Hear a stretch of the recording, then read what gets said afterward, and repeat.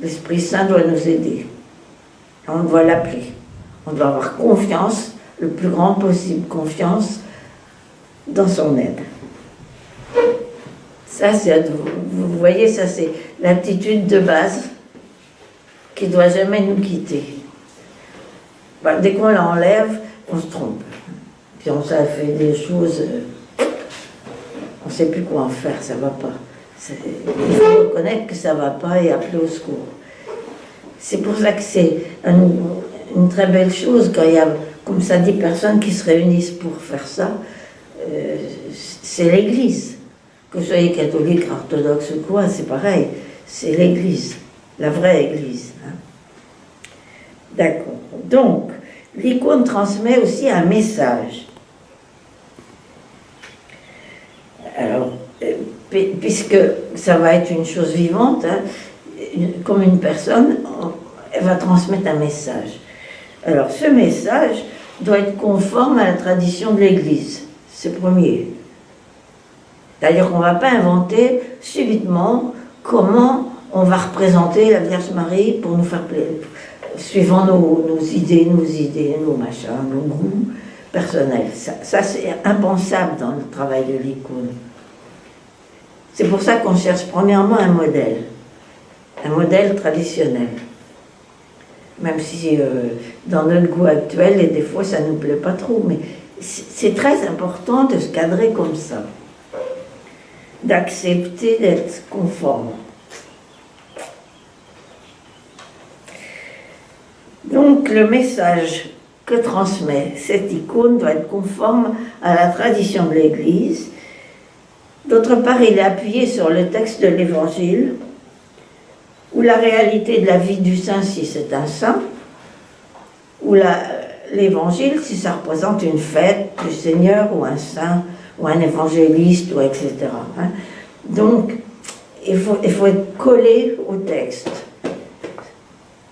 Si on présente une nativité, vous êtes collé au texte de l'Évangile, etc. Il n'y a rien qui doit être contraire. Et c'est toujours à travers des personnes, ou en montrant des personnes. On ne fait pas l'icône d'un arbre. Ça ne se fait pas. Alors, on met un arbre à côté du saint, si l'arbre a un sens dans la vie du saint, vous comprenez, c'est autre chose. Mais le but, c'est la personne. Et le Christ, il est venu pour sauver des personnes pécheurs, hein, parce qu'on est tous pécheurs. L'Église, c'est que ça.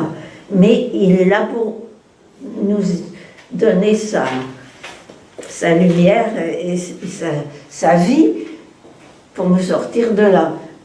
Mais ça n'empêchera pas qu'on sera tous pécheurs. Donc c'est pas le péché de la personne qui doit passer dans l'icône, c'est l'autre morceau. La partie tournée vers le Seigneur qui attend son aide et qui lui supplie. D'accord? Vous voyez bien, ça c'est très important parce que si vous regardez sur Internet la quantité d'icônes qui sont presque des monstres, où il n'y a rien qui passe, il n'y a aucune présence, c'est une catastrophe totale. C'est-à-dire que c'est pas l'Église qui est là, elle ne transmet pas le message, etc.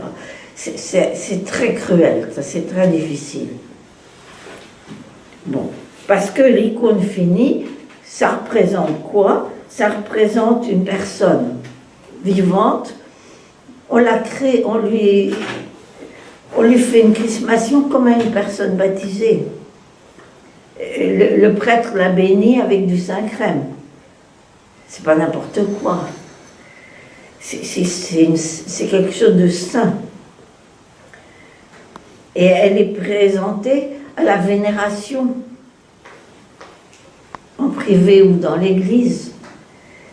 Et elle est témoin de la présence de Dieu dans notre vie, de la présence du royaume. Et elle devient un lieu de rencontre entre Dieu et celui qui la regarde, qui est là. Alors ça peut s'ouvrir d'un côté, s'ouvrir de l'autre. C'est une fenêtre à double battant qui fonctionne comme un passage. Donc, le but, c'est pas de ce stage, c'est pas qu'on finisse une icône bien, c'est que on comprenne le tout début de comment s'y prendre avec un modèle et de dessiner, pas de peindre.